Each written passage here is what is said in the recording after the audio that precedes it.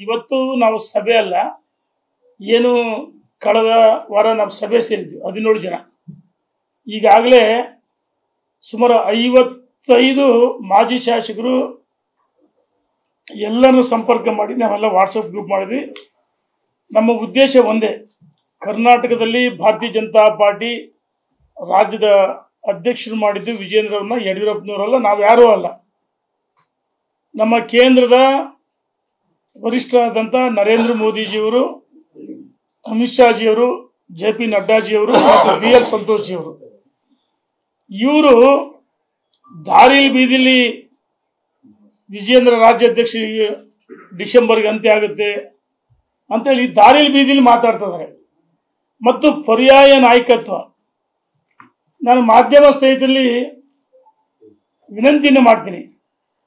ಮಾಧ್ಯಮದ ಸ್ನೇಹಿತರು ಏನು ಮಾಡ್ತಾರೆ, ನೀವು ಅವ್ರು ಬಿಂಬಿಸ್ತಾ ಇದ್ರಿ, ನಾವು ಅನ್ಯತಾ ಭಾವಿಸ್ಬೇಡಿ. ವಿಜೇಂದ್ರ ವ್ಯಕ್ತಿ ಅಲ್ಲ, ವಿಜೇಂದ್ರ ಒಬ್ಬ ವ್ಯಕ್ತಿ ಅಲ್ಲ, ಭಾರತೀಯ ಜನತಾ ಪಾರ್ಟಿಯ ರಾಜ್ಯದ ಅಧ್ಯಕ್ಷರು. ವಿಜೇಂದ್ರನ ಪ್ರಶ್ನೆ ಮಾಡ್ತಾರೆ, ಇದು ನರೇಂದ್ರ ಮೋದಿ ಅವರಿಗೆ ಮತ್ತು ನಮ್ಮ ಉಳಿದಂತ ನಾಯಕರಿಗೆ ಪ್ರಶ್ನೆ ಮಾಡಿದಂಗೆ. ಅವರಿಗೆ ವಿಜೇಂದ್ರ ಬೈಯೋದು ಒಂದೇ, ಬಿಜೆಪಿಗೆ ಬೈಯೋದು ಒಂದೇ, ಮತ್ತು ನಮ್ಮ ರಾಷ್ಟ್ರೀಯ ನಾಯಕರು ಬೈಯೋದೊಂದೇ. ಅಂದ್ರೆ ಇವ್ರು ಯಾರನ್ನ ಟೀಕೆ ಮಾಡ್ತಾರೆ, ವಿಜೇಂದ್ರ ಟೀಕೆ ಮಾಡ್ತಾ ಇಲ್ಲ. ಯಾರನ್ನ ಅಧ್ಯಕ್ಷರು ಮಾಡಿದ್ರು ಆ ಮಹಾನ್ ನಾಯಕರನ್ನ 3 ಬಾರಿ ಪ್ರಧಾನಮಂತ್ರಿಯಾಗಿ ವಿಶ್ವ ಮೆಚ್ಚಿದೆ ನರೇಂದ್ರ ಮೋದಿಜಿಯವ್ರನ್ನ ನಮ್ಮ ಭಾರತೀಯ ಜನತಾ ಪಾರ್ಟಿ ಸಂಘಟನೆ ಬಲವರ್ಧನೆ ಮಾಡೋಕೆ ಅಮಿತ್ ಶಾ ಚಾಣಕ್ಯ ಅಂತ ಕರಿತೀವಿ. ನಮ್ಮ ನಡ್ಡಾಜಿಯವರು ಮತ್ತು ನಮ್ಮ ಕರ್ನಾಟಕದವರು ಸಂತೋಷಿಯವರು, ಇವರು 4 ಜನ ಬೈದಂಗೆ ಇವರು ಇಬ್ರು ಮೂವರು. ನೋಡಿ, ಮಾಧ್ಯಮ ಸ್ನೇಹಿತರು ಏನ್ ಮಾಡ್ತೀರಿ, ವಿಜೇಂದ್ರ ವರ್ಸಸ್ ಅಂತ ಅವ್ರು ತರ್ತೀರಿ. ಎಲೆಕ್ಟ್ರಾನಿಕ್ ಮೀಡಿಯಾ, ಪ್ರಿಂಟ್ ಮೀಡಿಯಾಗಳಲ್ಲಿ ವರ್ಸಸ್ ಇಲ್ಲ, ವಿಜೇಂದ್ರ ರಾಜ್ಯದ ಅಧ್ಯಕ್ಷರು. ಇವರು 4 ಜನ, ಕೆಲವರು ಸೀಟ್ ಸಿಗಲಿಲ್ಲರು, ಕೆಲವರು MP ಲೋಕಸಭೆ ಚುನಾವಣೆ ಸೋತವರು, ಮತ್ತು ಇಬ್ರು ಮೂವರು. ನಾನು ಕಳೆದವರು ಹೇಳಿದ್ದೆ, ನಮ್ಮ BC ಪಾಟೀಲ್ ಜಿ ಅವರು ಯಾರು ಪಕ್ಷಕ್ಕೆ ಬಂದಿದ್ರು, ಬೈರತಿ ಬಸವರಾಜರವರು ಎಷ್ಟು ಗೌರವದಿಂದ ಪಕ್ಷಕ್ಕೆ ತಮ್ಮ ನಿಷ್ಠೆ, ಯಾವ ರೀತಿ ಅಭಿಮಾನ. ಯಾರೋ ಒಬ್ಬರು ಬಂದ್ರೆ ಪಕ್ಷ ಸ್ವಚ್ಛ ಮಾಡ್ತೀವಿ ಅಂತ ಹೇಳಿದ್ರೆ, ಅರೆ ಯಡಿಯೂರಪ್ಪನವರು ರಾಜಕಾರಣಕ್ಕಿದ್ದ ನೀವು ಕಣ್ಣೇ ಬಿಟ್ಟಿರಲಿಲ್ಲ. ಈಗ ಯಡಿಯೂರಪ್ಪನವ್ರ ಬಗ್ಗೆ ಅಗೌರವ ಮಾತಾಡೋದು, ವಿಜೇಂದ್ರ ಬಗ್ಗೆ ಟೀಕೆ ಮಾಡೋದು, ಏನು ವಿಜೇಂದ್ರ ರಾಜ್ಯದ ಅಧ್ಯಕ್ಷ. ಹಾಗಾಗಿ ಮಾಧ್ಯಮ ಸ್ನೇಹಿತರು ಅವರನ್ನ 4 ಜನ ಅಷ್ಟೇ, ಅವ್ರು ಏನು 7-8 ಜನ ತಂಡ ಹೇಳಿದ್ರು, ಆ ತಂಡದಲ್ಲಿ ಯಾರು ಹೋಗೇ ಇಲ್ಲ. ಇವ್ರು ಏನಾಗಿದೆ ಅಂದ್ರೆ, ನಾನು 2-3 ಬಾರಿ ಹೇಳಿದ್ದೀನಿ, ಇವ್ರ ಕತೆ ಏನಾಗಿದೆ ಅಂದ್ರೆ, JH ಪಟೇಲ್ರು, ನಮ್ಮ BC ಪಾಟೀಲ್ ಜಿ ಬಹಳ ಚೆನ್ನಾಗಿ ಗೊತ್ತಿದೆ. JH ಪಟೇಲ್ರು ಓರಿ ಕತೆ ಹೇಳ್ತಿದ್ರು, ತೋಳಕ್ಕೆ ಆಯ್ತಾ ಇತ್ತು, ಹಂಗೆ ಇವ್ರ ಕತೆ ಆಗಿದೆ. ಇವ್ರು 4-5 ಜನದ್ದು ಇವ್ರ ತೋಳಗಳು ಕತೆ ಆಗಿದೆ.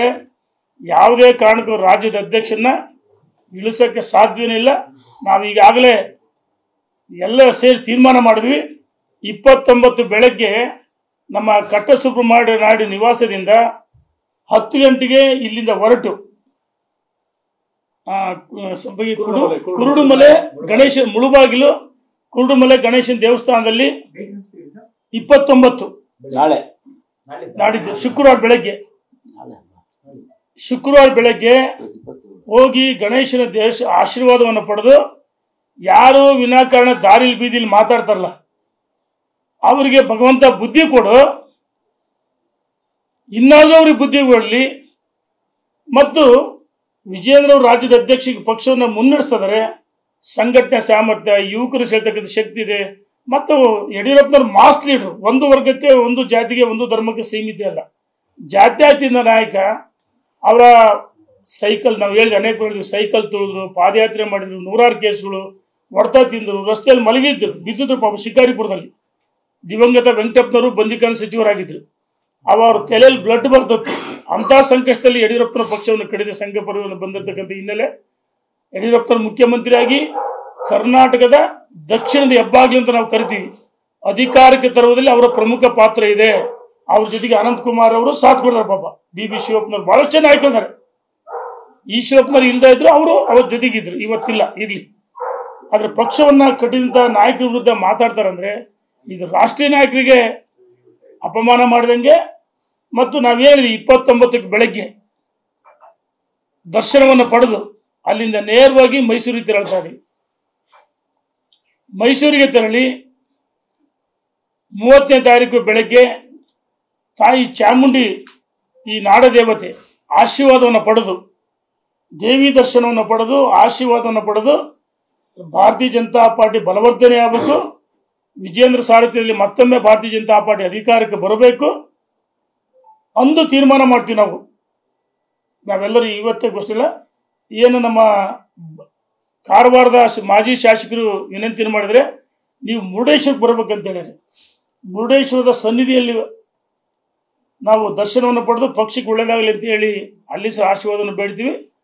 ಮತ್ತು ಅಂತಿಮವಾಗಿ ನಾವಿನ್ನೂ ಚರ್ಚೆ ಮಾಡಿಲ್ಲ. ಅಂತಿಮವಾಗಿ ನಿನ್ನೆ ರವೀಂದ್ರನಾಥ್ ರಮ್ಮ ಹಿರಿಯರು ಭಾರತೀಯ ಜನತಾ ಪಾರ್ಟಿ ಯಡಿಯೂರಪ್ಪನವರಿಗೆ ಭೀಷ್ಮ ಅಂತ ಕರ್ನಾಟಕದ ನಮ್ಮ ದಾವಣಗೆರೆ ಜಿಲ್ಲೆಗೆ ಅವರ ಒಂದು ಅಧ್ಯಕ್ಷತೆಯಲ್ಲಿ ನಿನ್ನೆ ಅವರು ಹೇಳಿದರೆ ವಿಜೇಂದ್ರ ಮುಖ್ಯಮಂತ್ರಿ ಬಗ್ಗೆ ಹಿರಿಯರ ಬಾಯಲ್ಲಿ ಬಂತು. ನಾನು ಹೇಳ್ತೀನಿ ಅಂದ್ರೆ ಬಿಡ ಯಡಿಯೂರಪ್ಪನವ್ರ ಮನೆ ಅಂತ ಹೇಳ್ತಾರೆ. ನಿನ್ನೆ ರವೀಂದ್ರನಾಥ್ ಅವರು ಪಾಟೀಲ್ಜಿ ಅವರು ಬಹಳ ಸ್ಪಷ್ಟವಾಗಿ ಹೇಳಿದರು ಯಡಿಯೂರಪ್ಪನ ಸನ್ನಿಧಿ ಸಮ್ಮುಖದಲ್ಲಿ. ಮತ್ತು ನಮ್ಮೆಲ್ಲರಿಗೂ ಹೇಳಿದ್ರು, ಎಲ್ಲ ಜಿಲ್ಲೆಗೆ ಹೋಗಂಬರ್ರೆ ಸಂಘಟನೆ ಮಾಡೋಣ ಮತ್ತು ತಾಲೂಕು ವೈಸ್ ಹೋಗೋಣ ಅಂತ ಹೇಳಿದ್ರು.